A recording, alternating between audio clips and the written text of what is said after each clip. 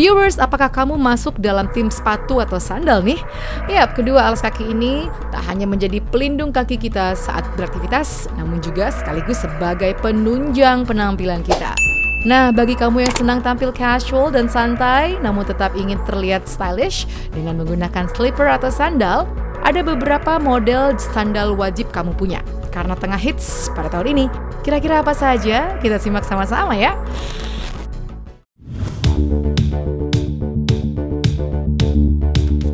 Sandal dengan model simple ini masih menjadi tren loh pada tahun 2021 ini.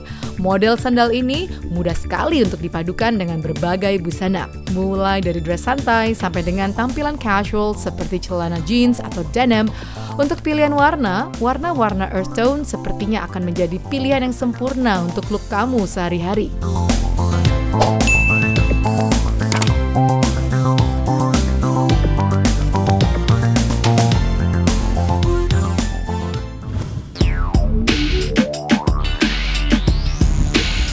Model square toe adalah sandal yang memiliki model bentuk persegi pada bagian ujungnya. Meski terlihat klasik, namun jenis slippers model ini tetap diminati loh. Apalagi jenis square toe ini kembali menjadi in pada tahun 2021 ini. Jadi jangan sampai kamu ketinggalan tren ya.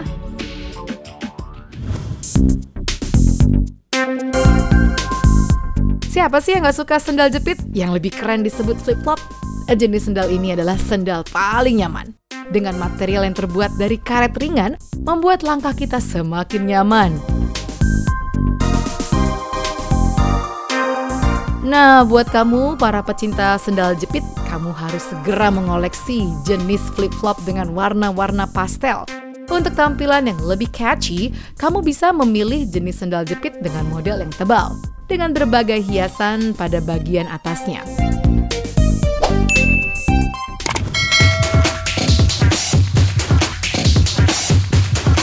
Nah, untuk model ini juga termasuk selalu menjadi tren. Karena jenis open toe dengan half block ini memang bisa digunakan untuk berbagai kesempatan, baik ke kantor maupun untuk acara formal lainnya.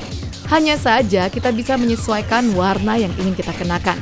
Jenis sandal model ini umumnya dikenakan oleh mereka yang bertubuh mungil agar terlihat lebih tinggi dan proporsional.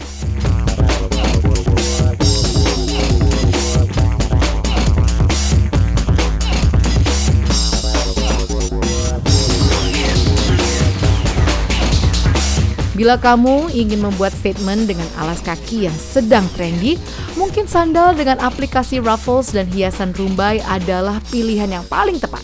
Apalagi kamu cukup percaya diri dengan mengenakan sandal yang berwarna terang dengan detail yang unik.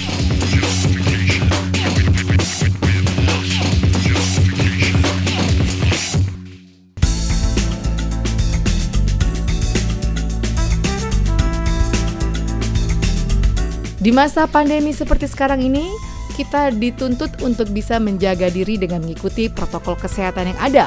Memakai masker sebagai penutup hidung dan mulut adalah salah satunya.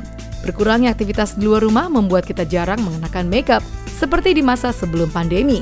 Meski dengan tampilan less makeup, namun kesehatan kulit wajah harus menjadi prioritas utama. Untuk itu, ada beberapa cara untuk mendapatkan kulit wajah yang sehat, yaitu melalui skincare.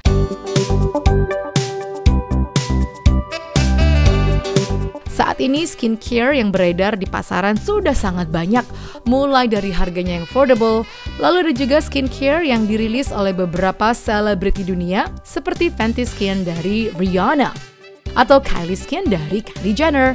Hingga tak ketinggalan skincare yang dikeluarkan oleh brand high-end seperti Dior dan Chanel. Meski dibanderol dengan harga yang cukup mahal, namun skincare dari brand high-end termasuk cukup diminati loh. Banyak selebriti tanah air, diantaranya Luna Maya dan Nagita Slavina, memilih untuk merawat kecantikan wajah mereka dengan skincare dari brand high-end. Berikut penjelasan dari Dr. Irene Dorothy, seorang dermatovenereologis, alumnus dari Fakultas Kedokteran, salah satu universitas swasta terkemuka di Jakarta.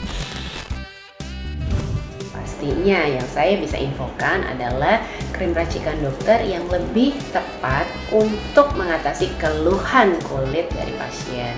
Mengapa saya katakan demikian? Mengapa saya tidak mengklaim yang satu jauh lebih baik dibandingkan dengan yang lain dan hanya menyebutkan bahwa krim racikan dokter sesuai atau lebih tepat dengan kondisi kulit, karena memang itulah yang terjadi. Ketika seorang pasien datang kepada dokter, maka dokter akan memberikan atau meresepkan krim sesuai dengan kebutuhan dan keluhan pasien saat itu. Sedangkan kalau skincare yang sifatnya high-end, biasanya pasien pilih berdasarkan keinginan yang ingin dicapai. Apakah ingin tampak lebih cerah, apakah ingin bebas dari jerawat, atau sesuai dengan keinginan yang lainnya seperti menghilangkan kerutan dan yang lain-lain. Sehingga pemilihan skincare yang lebih tepat tentunya akan menghasilkan hasil yang jauh lebih baik. Selain penggunaan skincare dari brand high-end, ada cara lain untuk bisa mendapatkan kulit wajah yang sehat dan glowing. Salah satunya dengan melakukan treatment. Lalu sebenarnya cara mana sih yang lebih tepat untuk merawat kesehatan dan kecantikan kulit kita? Pertanyaan selanjutnya biasanya seputar, bagus mana nih dok, pakai skincare aja atau skincare dari dokter disertai dengan treatment? Jawabannya pasti yang terbaik adalah kombinasi dengan menggunakan skincare dan treatment, karena dengan treatment hasilnya akan jauh lebih optimal. Ada dokter mungkin yang berkenan, ada mungkin yang juga kurang berkenan, itu yang pertama. Kemudian yang kedua yang menjadi pemikiran adalah pertimbangan treatment apa yang hendak dikerjakan. Untuk treatment-treatment yang sifatnya hanya untuk rejuvenasi seperti chemical peeling, kemudian untuk laser yang sifatnya hanya rejuvenasi, sangat memungkinkan sekali untuk kita lakukan kombinasi dengan skincare.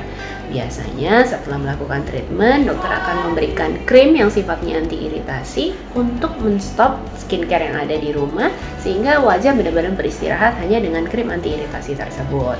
Tetapi untuk treatment-treatment yang sifatnya invasif seperti misalkan laser fraksional CO2 atau dengan menggunakan laser erbium, biasanya kita membutuhkan adanya priming cream atau krim persiapan terlebih dahulu sebelum tindakan, di mana krim tersebut wajib digunakan kurang lebih sekitar 1 bulan sebelum melakukan tindakan. Nah, priming cream ini biasanya tidak tersedia di skincare dengan brand-brand yang ada di pasaran. Karena itu sangat baik untuk mengkonsultasikan terlebih dahulu terkait treatment apa yang akan dikerjakan, bisakah kita mengkombinasi dengan skincare yang kita miliki. Nah, bagaimana sebaiknya kita menjaga kesehatan kulit wajah di tengah pandemi seperti sekarang ini? Tips yang lain dari saya terkait dengan pandemi COVID-19 ini, banyak pasien datang dengan keluhan terjadi ada jerawat di seluruh wajah, terutama pada area masker atau yang kita kenal sebagai masni. Apa yang bisa kita kerjakan adalah jangan lupa untuk mengganti masker setiap 3 sampai dengan 4 jam. Jangan membiarkan kita menggunakan masker sepanjang hari dari mulai pagi hingga malam.